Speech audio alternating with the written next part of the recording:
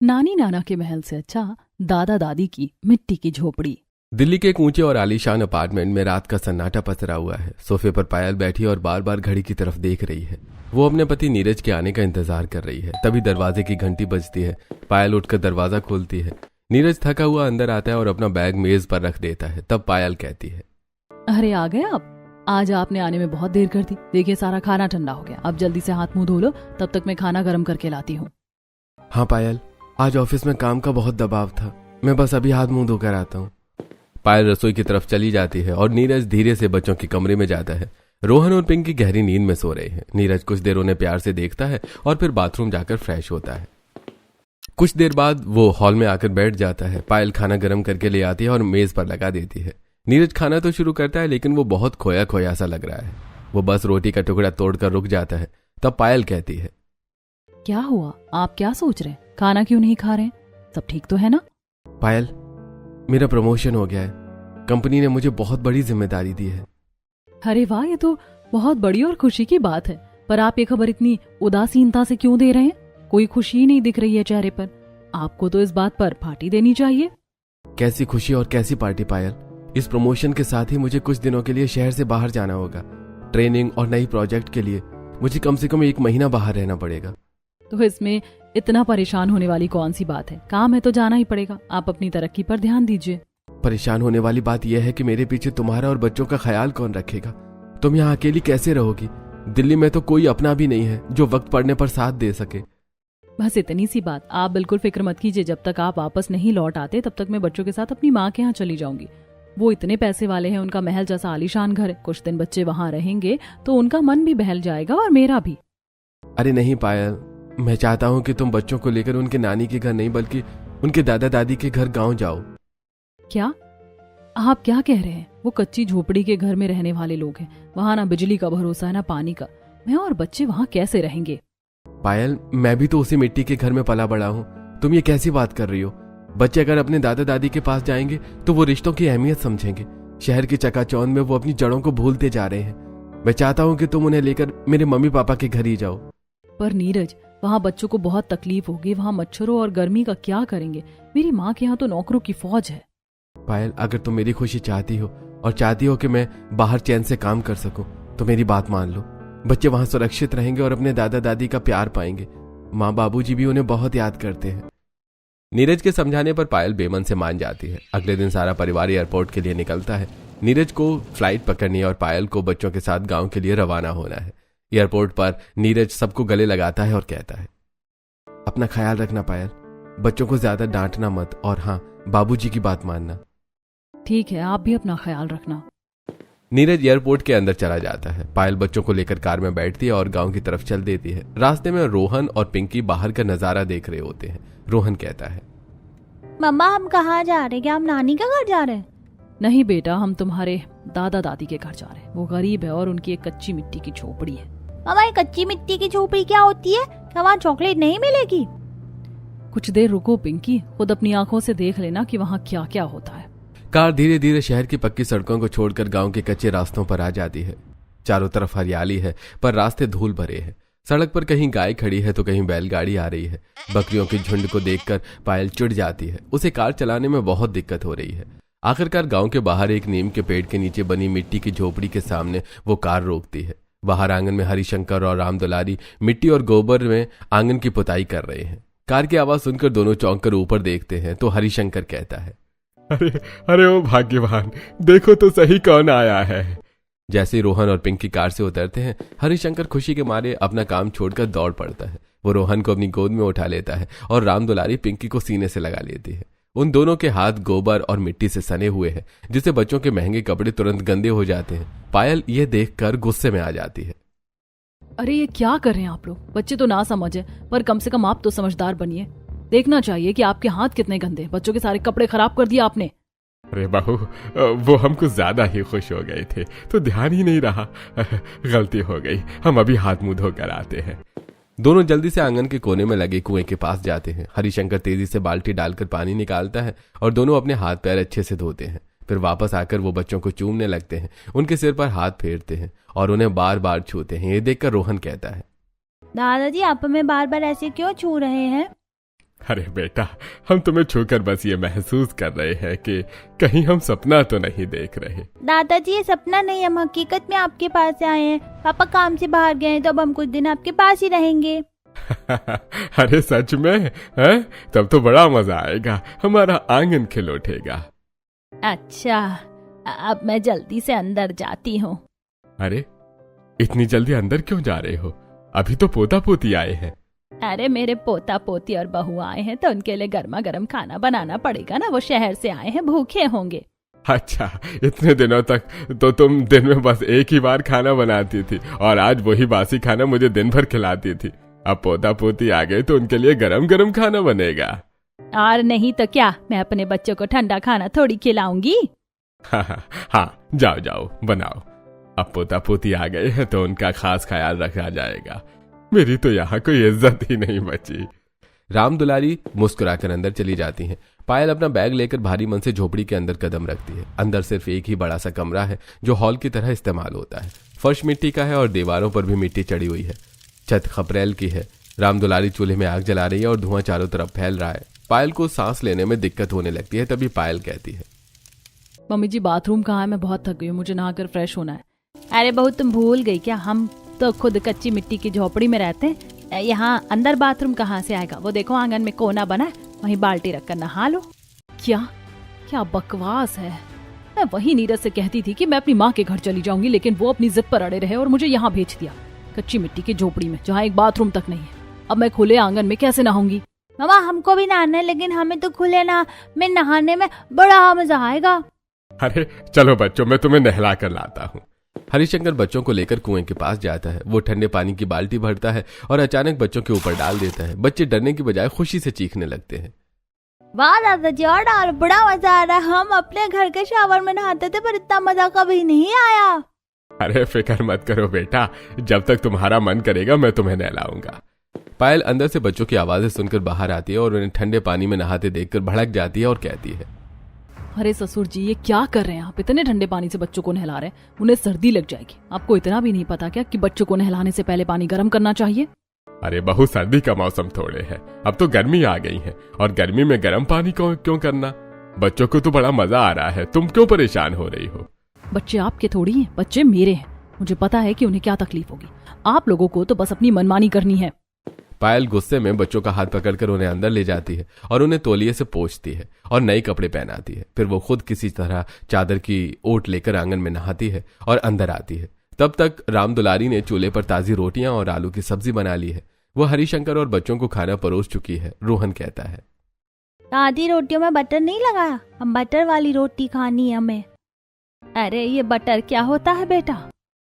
Mummy जी बच्चे घी मांग रहे हैं।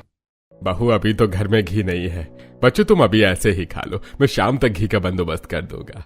बच्चे बेमन से खाना खाने लगते हैं। तभी दरवाजे पर नीरज के बड़े भाई राकेश और छोटे भाई अमित अपनी पत्नियों के साथ आते हैं। ये लोग गांव में ही अलग रहते हैं। राकेश कहता है, अरे पायल, तुम आ गई और हमें बताया भी नहीं? बस अभी थोड़ी देर पहले ही तो आई हूँ, कैसे बताती? राकेश और अमित के बच्चे भी साथ आए हैं। रोहन और पिंकी को हम उम्र साथी मिल जाते हैं तो वो उनके साथ खेलने लगते हैं। बातों बातों में बच्चे बाहर आंगन की तरफ चले जाते हैं। हरिशंकर और राम दुलारी भी बच्चों को देखने बाहर निकल जाते हैं। अचानक हरिशंकर की तेज आवाज गूंजती है। वो बच्चों से कहता है, अरे बच्चों, ज्यादा मस्ती मत करो, कुछ नुकसान मत कर देना, नहीं तो मार पड़ेगी तुम सबको। पायल अंदर बैठी ये सुन लेती है और उसे लगता है कि उसके बच्चों को डांटा जा रहा है। वो भागकर बाहर आती है और कहती है, अरे ससुर जी, बच्चों को क्यों डांट रहे हैं आप? अभी तो वो आए हैं।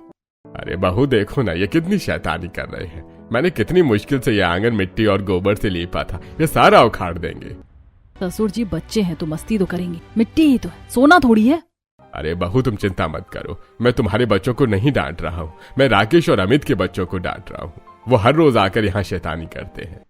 हाँ हाँ मुझे पता है आप किसे क्या कह रहे हैं। कहने का तरीका आपका बहुत पुराना है। धीरे धीरे शाम ढल जाती है। राम दुलारी फिर से रसोई में लग जाती हैं। वो चूल्हे पर खाना बनाती हैं और फिर सभी को चटाई पर बिठाकर खाना परोस देती हैं। वो सबको खाना खिलाती हैं। जब सोने का वक्त आता है तो राम दुलारी अंदर से पुराने गद्दे निकाल कर लाती हैं और पायल को देते हुए कहती है, पायल बहू ये लो गद्दा, तुम लोग यहाँ बिछा लो और यहीं पर सो जाओ। अरे मम्मी जी ये कैसे गद्दे हैं, कितने मैले और कितनी बदबू आ रही है इनमें से। आप अपने पोते पोतियों को ऐसे बदबूदार गद्दों पर सुलाएंगी क्या? बहू आज थोड़ा एडजस्ट कर लो, कल मैं नए गद्दों का इंतजाम पक्का कर दूंगा। कितने गरीब सास ससुर है मेरे, हमारे पास सोने के लिए साफ गद्दे तक नहीं है। काश मैं अपनी माँ के महल वाले घर में होती, वहां तो नौकरों की लाइन लगी होती और गद्दे ऐसे होते जैसे किसी शोरूम में हो। पायल बच्चों को लेकर जैसे तैसे गद्दे पर लेट जाती है, पर बच्चों को नींद नहीं आ रही थी। वो बार बार करवट बदल रही है। रोहन उठकर दादा दादी के पास जाता है और कहता है, दादाजी हमें कहानी सुनाओ ना, हमें नींद नहीं आ रही है। हरिशंकर पायल के बर्ताव की वजह से पहले से ही चिढ़ा हुआ है, तो वो बच्चों पर बरस पड़ता है और कहता है, अरे कोई कहानी वहानी नहीं है, जाओ चुपचाप सो जाओ, सुबह जल्दी उठना है। दादा की डांट सुनकर बच्चे रोने लगते हैं। पायल फौरन उठती है और बच्चों को पास खींच लेती है और अपने ससुर से कहती है, ससुर जी ये क्या तरीका है बच्चों से बात करने का? वो प्यार से कहानी सुनाने को कह रहे थे और आपने उन्हें रुला दिया। बहू इन्हें ज्यादा लाड से मत बिगाड़ो। आप तो रहने ही दीजिए ससुर जी। आओ बच्चों, मैं तुम्हें कहानी सुनाती हूँ। पायल बच्चों को अपने पास सुला लेती है और कहानी सुनाने लगती है। मनी मन तय कर लेती है कि यहाँ ज्यादा दिन नहीं रुकेगी। अगली सुबह जब पायल की आंख खुली तो उसने देखा कि सूरज काफी ऊपर आ चुका है। झोपड़ी के अंदर बहुत गर्मी हो रही थी। उसने आसपास देखा पर उसे हरिशंकर और बच्चे कहीं नजर नहीं आई। वो घबराकर बाहर निकली और रामदुलारी को चूल्हा फूंकते देखा, फिर बोली, मम्मी जी बच्चे कहाँ गए और ससुर जी भी कहीं दिखाई नहीं दे रहे हैं। अरे बहू तुम फिक्र मत करो, बच्चे अपने दादा के साथ खेत पर गए, सुबह सुबह ठंडी हवा खाने निकल गए थे, आते ही होंगे थोड़ी देर में। काफी देर बीत गई पर कोई वापस नहीं आया। पायल की चिंता और गुस्सा बढ़ने लगा। पायल अपने आप से बोली, इतनी देर हो गई और अभी तक ससुर जी बच्चों को लेकर नहीं आए। पता नहीं उस धूप में बच्चों का अब तक क्या हाल कर दिया होगा। मैं खुद जाती हूँ उन्हें लेने। ऐसा कहकर पायल गांव के कच्चे रास्ते पर चलती हुई खेत की तरफ जाती है। दूर से उसे एक छोटा सा खेत दिखता है जहां अमरूद के कुछ पेड़ लगे हैं। पास पहुंचकर वो जो देखती है उससे उसका पारा चढ़ जाता है। रोहन और पिंकी अमरूद के पेड़ की टहनियों पर चढ़े हुए हैं और हरिशंकर नीचे खड़ा होकर उन्हें निर्देश दे रहा है। हाँ रोहन बेटा, वो दाहिनी तरफ वाला अमरूद देख, वो बिल्कुल पका हुआ है, उसे तोड़ ले। और पिंकी तू धीरे से नीचे उतर। ये देखकर पायल गुस्सा हो जाती है और कहती है, अरे ये क्या हो रहा है? बच्चों तुम वहां पेड़ पर क्या कर रहे हो? नीचे उतरो अभी के अभी। पायल दौड़कर पेड़ के पास पहुंचती है और हरिशंकर पर चिल्लाने लगती है, ससुर जी ये पागलपन क्या है? बच्चे तो नादान है पर आप तो समझदार हैं। वो पेड़ पर चढ़े हैं और आप उन्हें बढ़ावा दे रहे हैं। डाली टूट गई तो, अगर वो नीचे गिर गए और उन्हें चोट लग गई तो कौन जिम्मेदार होगा? अरे बहू, बच्चों को जितना नाजुक बनाकर रखोगी वो उतने ही डरपोक बनेगी। तुम उन्हें इतना कमजोर क्यों क्या समझती हो? मेरे बच्चे बहादुर हैं और अगर छोटी मोटी चोट लग भी गई तो क्या हुआ, वो ठीक हो जाएगी। पर अगर तुम उन्हें ऐसे ही डर में रखोगी तो वो जिंदगी भर किसी चीज का सामना नहीं कर पाएंगे। मुझे ज्यादा ज्ञान देने की जरूरत नहीं है। बच्चे कैसे पालने हैं मुझे अच्छी तरह पता है। अगर मुझे पता होता कि आप बच्चों के साथ ऐसा व्यवहार करेंगे तो मैं उन्हें यहाँ कभी लेकर नहीं आती। पायल बच्चों को जबरदस्ती पेड़ से उतारती है और उनका हाथ पकड़कर घर की तरफ खींच ले जाती है। हरिशंकर पीछे पीछे दुखी मन से आता है। जब वो घर पहुंचते हैं तो रामदुलारी को वहां के झगड़े का पता नहीं होता। वो खुश होकर अपने बच्चों के पास आती है और कहती है, आओ बच्चों, ये लो 5-5 रुपए और जाओ सामने वाली दुकान से अपने लिए टॉफी ले आओ। दादी 5 रुपए में क्या मिलेगा? शहर में तो एक चॉकलेट भी नहीं आती। अरे बेटा, यहाँ 5 रुपए में बहुत कुछ मिलता है। 1-1 रुपए वाली 5 टॉफियाँ आ जाएंगी। सच में दादी, इतनी सारी? चलो रोहन हम लेकर आते हैं। बच्चे जैसे ही जाने लगते हैं पायल उन्हें टोक देती है। ये क्या मम्मी जी, आप बच्चों को 5-5 रुपए देकर ऐसे रिएक्ट कर रही हैं जैसे आपने उन्हें 5-5 हजार रुपए दे दिए हों। बहू, अब मेरी जितनी हैसियत है उतना ही दूंगी ना। मैं गरीब औरत कहाँ से 5,000 रुपए लाऊं? बच्चों कहीं जाने की जरूरत नहीं है। मैं अपने साथ ढेर सारी कैंडीज लाई हूँ, वही खा लो। गांव की गंदी दुकान की चीजें खाने की जरूरत नहीं है। रामदुलारी का चेहरा उतर जाता है। वो चुपचाप बाहर चली जाती है और आंगन लीपने के लिए मिट्टी सानने लगती है। तो वहीं पायल मन ही मन सोचती है, झोपड़ी के अंदर कितनी धूल हो रही है। चलो यहाँ आ ही गई हूँ तो थोड़ा साफ सफाई कर लो, फिर अपनी जेठानी सुनीता से मिलने जाऊंगी। ऐसा कहकर पायल झाड़ू उठाती और झाड़ू लगाने लगती है। जब वो झाड़ू लगाकर बाहर कूड़ा फेंकने जाती है तो देखती है कि रोहन और पिंकी आंगन में मिट्टी के ढेर के साथ खेल रहे हैं और हरिशंकर और रामदुलारी पास बैठकर उन्हें देख रहे हैं और मुस्कुरा रहे हैं। बच्चों के हाथ पैर और महंगे कपड़े मिट्टी में सने हुए हैं। ये देखकर पायल गुस्सा होते हुए कहती है, अरे ये क्या कर रहे हैं आप? आपके पोता पोती मिट्टी में लथपथ हैं और आप उन्हें रोकने के बजाय देख रहे हैं। अरे मम्मा आप भी आओ ना, देखो कितना मजा आ रहा है। मैंने मिट्टी की एक कार बनाई है और मम्मा देखो मैंने मिट्टी की डॉल बनाई। दादाजी हमें सिखा रहे हैं। मैं तुम्हें यहाँ इसीलिए लेकर नहीं आई थी कि तुम मिट्टी में कीड़े मकोड़ों के साथ खेलो। देखो कितने गंदे हो गए, अभी इन्फेक्शन हो जाएगा और बीमार पड़ जाओगे तो डॉक्टर के चक्कर कौन काटेगा? पायल बच्चों को झपट कर उठाती है और कुएं के पास ले जाकर उन्हें ठंडे पानी से नहलाने लगती है। बच्चे रोने लगते हैं पर वो नहीं सुनती। उन्हें नहलाकर वो अंदर भेज देती है और कहती है, जाओ अंदर, मैं भी नहा कर आती हूँ। ऐसा कहकर पायल बच्चों को अंदर भेज देती है और खुद आंगन में कपड़ों से घिरे बाथरूम में नहाने लगती है।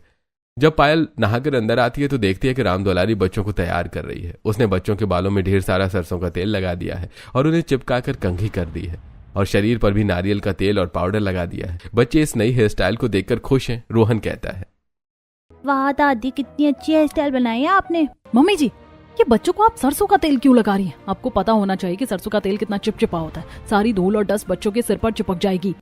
अरे बहू, मैंने भी बच्चे पाले, नीरज को भी मैंने ऐसे ही पाला था। तुम तो ऐसे बर्ताव कर रही हो जैसे मुझे कुछ पता ही नहीं।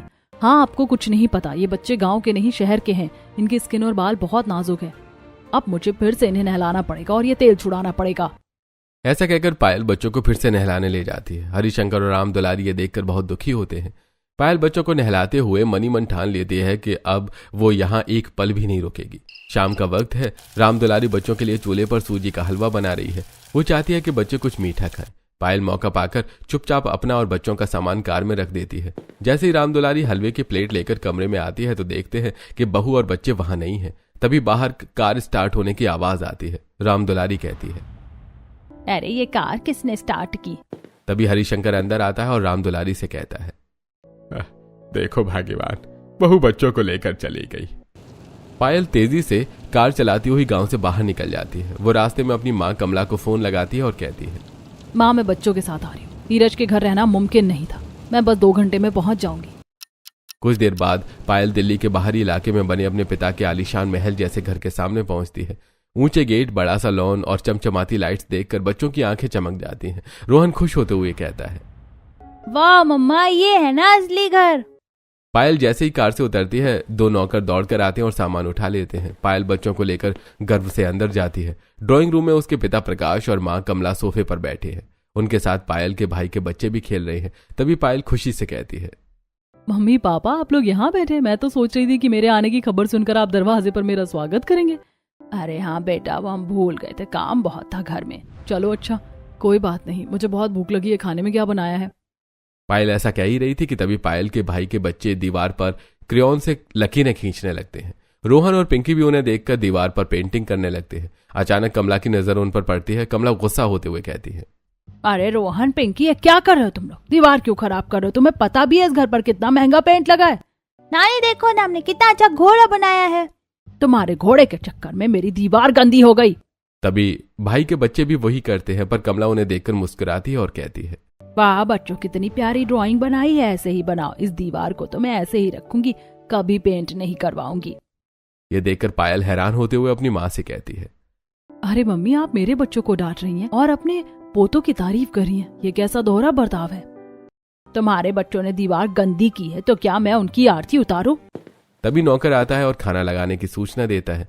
सब डाइनिंग हॉल में जाते हैं। मेज पर ढेरों पकवान सजे हैं। सभी लोग खाना खाने के लिए बैठ जाते हैं। खाना खाने के बाद प्रकाश अपने पोतों को महंगी चॉकलेट दे रहा है। रोहन और पिंकी भी हाथ बढ़ाते हैं। पिंकी कहती है, ना ना, हमें भी चॉकलेट दो ना। अरे ये तुम्हारे लिए नहीं है, मैंने सिर्फ इनके लिए रखी थी। कोई बात नहीं बच्चों, चॉकलेट खाने से दांत खराब होते हैं, नहीं खानी चाहिए। पायल अपनी माँ और पिता के सामने कुछ नहीं कह पाती और बच्चों को समझा देती है। रात को पायल अपनी भाभी से बात करने के लिए उनके कमरे में चली जाती है और बच्चे हॉल में खेल रहे थे। तभी अचानक बच्चे कमला के कमरे में जाते हैं और रोहन कहता है, नानी, हमें कहानी सुनाओ ना। बेटा, मुझे नींद आ रही है और अब सोने का टाइम हो गया। जाओ अपने कमरे में सो जाओ। बच्चे उदास होकर वापस हॉल में आकर बैठ जाते हैं। पायल जब अपने भाभी से बात करके वापस आती है तो बच्चों को उदास देखती है और कहती है, बच्चों, क्या हुआ? तुम यहाँ क्यों बैठे हो? मम्मा, नानी ने हमें डांटा और कहानी भी नहीं सुनाई। अरे बेटा, नानी ने डांटा नहीं, वो तो प्यार से बोल रही थी। वो तुम्हें बहुत प्यार करती है। चलो मैं स्टोरी सुनाती हूँ। पायल बच्चों को लेकर अपने कमरे में जाती है और बच्चों को लेटाकर कहानी सुनाने लगती है। पर उसे एहसास होने लगा है कि यहाँ भी सब कुछ वैसा नहीं है जैसा उसने सोचा था। अगले दिन सुबह महल के बड़े से लॉन में प्रकाश और कमला अपने पोतों के साथ खेल रहे थे। वो उन्हें हवा में उछाल रहे थे और खूब हंस रहे थे। रोहन और पिंकी भी दौड़कर वहां पहुंचे। रोहन कहता है, नाना जी, हमें भी हवा में उछालो ना, हमें भी आपके साथ खेलना है। अरे नहीं बेटा, तुम अब काफी बड़े हो गए हो, हम तुम्हें नहीं उठा पाएंगे, हमारी कमर में दर्द हो जाएगा। ये सुनकर बच्चे शांत होकर एक तरफ खड़े हो गए। तभी अचानक उछलते कूदते वक्त कमला के पैर में मोच आ गई। वो दर्द से करा उठी। उसके पोते उसे छोड़कर अपनी मम्मी के पास अंदर भाग गए। पिंकी और रोहन दौड़कर नानी के पास आए और रोहन बोला, क्या हुआ नानी जी, आपके पैर में दर्द हो रहा है, लाइए मैं मालिश कर देता हूँ। अरे बित्ते भर के बच्चे हो तुम, क्या मालिश करोगे, जाओ यहाँ से, अभी मैं डॉक्टर के पास जाऊंगी और ठीक हो जाऊंगी। ऐसा कहकर प्रकाश और कमला डॉक्टर के पास चले गए। उधर दूसरी तरफ इन सभी बातों से अनजान पायल किचन में जाती है जहां बावर्ची नाश्ता बना रहा था। पायल उससे कहती है, सुनो, आज बच्चों के लिए गाजर का हलवा बना देना, मेरे बच्चों को बहुत पसंद है। ऐसा कहकर पायल वहां से चली जाती है। कुछ देर बाद सब डाइनिंग टेबल पर बैठे थे। बावर्ची ऑमलेट लेकर आया और सबको सर्व करने लगा। पिंकी ने देखा कि गाजर का हलवा कहीं नहीं है। तब पिंकी बोली, मम्मा गाजर का हलवा नहीं है, नानी जी हमें हलवा खाना है। जो मिला है वही खा लो, यहाँ नखरे दिखाने की कोई जरूरत नहीं है। मम्मी, मैंने सुबह बावर्ची से हलवा बनाने को बोला था, पर उसने क्यों नहीं बनाया? मैंने ही मना किया था। मेन्यू में बदलाव करने की कोई जरूरत नहीं है, जो सबको पसंद है वही बनेगा। तभी कमला के पोते नखरे करने लगते हैं। उन्हें ऑमलेट नहीं खाना, उन्हें हलवा चाहिए। कमला तुरंत बावर्ची को आवाज लगाती है और कहती है, जाओ जल्दी से बच्चों के लिए हलवा बना लाओ। ऐसा दोहरा रवैया क्यों? मम्मी अपने पोतों के लिए अलग और मेरे बच्चों के लिए अलग नियम क्यों रख रही हैं? यहाँ तो मेरा दम घुट रहा है। अगले दिन बच्चे हॉल में खेल रहे थे। खेलते खेलते भाई के बच्चों से एक कीमती फूलदान टूट गया। आवाज सुनकर प्रकाश और कमला वहां पहुंचे। कमला बोली, ये किसने किया? मेरा इतना महंगा फूलदान तोड़ दिया। नानी हमने नहीं तोड़ा, ये इन्होंने तोड़ा है। झूठ मत बोलो, मैंने देखा है तुम लोग ही यहाँ शैतानी कर रहे थे। तुम सबको यहाँ खेलना ही क्यों था? इतना बड़ा नुकसान कर दिया। पायल ये सब देख रही थी। उसे बहुत बुरा लगा कि उसके बच्चों को बिना गलती के डांटा जा रहा है। तभी उसके फोन की घंटी बजी। नीरज का फोन था। हेलो पायल, कैसी हो? बच्चे कैसे हैं? मम्मी पापा ठीक है ना? तभी पीछे से कमला के चिल्लाने की आवाज नीरज को सुनाई दे गई। नीरज ये सब सुनकर कहता है, ये तुम्हारी माँ बच्चों को क्यों चिल्ला रही हैं? और तुम वहां क्या कर रही हो? तुम तो गांव में थी ना? बस वो मम्मी बच्चों को समझा रही थी। तभी रोहन ने फोन छीन लिया। पापा नाना नानी बहुत बुरे हैं, वो हमें बात बात पर डांटते और चॉकलेट भी नहीं देते। इनसे अच्छे तो हमारे दादा दादी थे, भले वो मिट्टी की झोपड़ी में रहते थे, पर वो हमें बहुत प्यार करते थे। पायल ये सब क्या सुन रहा हूं मैं? मैंने तुम्हें साफ कहा था कि बच्चों को मेरे बाबूजी के माँ के पास छोड़ना। तुम अपनी मर्जी चलाने वहां चली गई। नीरज, वहां बहुत गरीबी थी। पायल अभी के अभी बच्चों को लेकर मेरे मम्मी पापा के घर जाओ। उनके नाना नानी के महल से अच्छा उनके दादा दादी की मिट्टी की झोपड़ी है। वहां कम से कम उन्हें सच्चा प्यार तो मिलेगा। अगर तुम नहीं गई तो मुझसे बुरा कोई नहीं होगा। नीरज के डांटने पर पायल डर गई। वो समझ गई कि यहाँ महलों में सिर्फ दिखावा है, प्यार नहीं। वो चुपचाप बच्चों को लेकर कार में बैठ गई। उसके मम्मी पापा ने उसे रोकने की कोशिश भी नहीं की। शाम के वक्त वो वापस गांव पहुंच गई। झोपड़ी के अंदर हरिशंकर और राम दुलारी उदास बैठे थे। तभी रोहन और पिंकी दौड़कर अंदर आए और अपने दादा दादी से लिपट गए। दादाजी दादी हम वापस आ गए, हमें आपके पास ही रहना है। अरे मेरे बच्चे वापस आ गए। पायल पीछे खड़ी थी। उसकी आंखों में आंसू थे। उसे अपनी गलती का एहसास हो गया था। बहू तुम आ गई? देखो अब तुम चिंता मत करना, हम बच्चों को किसी चीज की कमी नहीं होने देंगे। भले ही हम मिट्टी की झोपड़ी में रहते हैं, पर हम अपनी सारी जमा पूंजी इन पर खर्च कर देंगे। पर तुम वापस क्यों आई? वहां तो सब सुख सुविधाएं थी ना। मुझे माफ कर दीजिए, मैं महलों की चकाचौंध में असली रिश्तों को भूल गई थी। अगले कुछ दिन बच्चों के लिए किसी उत्सव से कम नहीं थे। हरिशंकर बच्चों को अपने कंधे पर बिठाकर पूरे गांव की सैर कराते। वो उन्हें खेत ले जाते, पेड़ों से फल तोड़ना सिखाते और रात को आंगन में तारों के नीचे बैठकर ढेर सारी कहानियां सुनाते। पायल भी अब रसोई में राम दुलारी की मदद करती और चूल्हे की रोटियां बनाना सीख गई। 1 महीने बाद नीरज वापस आया। उसने देखा कि उसके बच्चे और पत्नी गांव के माहौल में पूरी तरह ढल चुके हैं। बच्चे जाने के नाम पर रोने लगे। नहीं पापा, हमें अभी नहीं जाना, हमें दादा दादी के पास ही रहना है। नहीं बेटा, तुम्हें जाना होगा। शहर जाकर अच्छी पढ़ाई करना, फिर छुट्टियों में वापस आना। हम तुम्हें फिर से बहुत सारा प्यार देंगे। नीरज जब सबको कार में बिठा रहा था तभी वहां पायल के माता पिता की कार आकर रुकी। प्रकाश और कमला कार से बाहर निकले। रोहन बोला, नाना जी आपके महल से अच्छी दादा दादी की एक गरीब झोपड़ी है, यहाँ हमें प्यार मिलता है, आप तो बस हमें डांटते थे। ये सुनकर प्रकाश और कमला का सिर शर्म से झुक गया। हमें माफ कर दो बच्चों, हमें अपनी गलती समझ में आ गई। हमें लगता था कि पैसा ही सब कुछ है, पर तुम्हें प्यार और संस्कार देना हम भूल गए। हम चाहते हैं कि अब तुम कुछ दिन हमारे पास रहो। हम अपनी गलती सुधारना चाहते हैं। नहीं नानी, अब हमें घर जाना है। हम सिर्फ गर्मी की छुट्टियों में अपने दादा दादी के घर ही आएंगे, आपके यहाँ नहीं। प्रकाश और कमला नीरज और पायल की तरफ देखते हैं, पर वो कुछ भी नहीं कहते। कार स्टार्ट होती है और नीरज का परिवार शहर की तरफ बढ़ जाता है। पीछे खड़े नाना नानी को ये एक बहुत बड़ा सबक मिल चुका था। कमला, इन बच्चों ने आज हमारी आंखें खोल दी। हाँ, महल में भले ही सारी सुख सुविधाएं हों, लेकिन अगर प्यार कच्ची मिट्टी की झोपड़ी में मिलता है तो वो महल से कहीं ज्यादा कीमती हो जाता है। रिश्तों की मिठास पैसों से नहीं बल्कि दिल से आती है। हरिशंकर और रामदुलारी हाथ हिलाते हुए बच्चों को विदा करते हैं। उनके चेहरे पर एक सुकून है। उनके पोता पोती अब रिश्तों की कीमत समझ चुके हैं।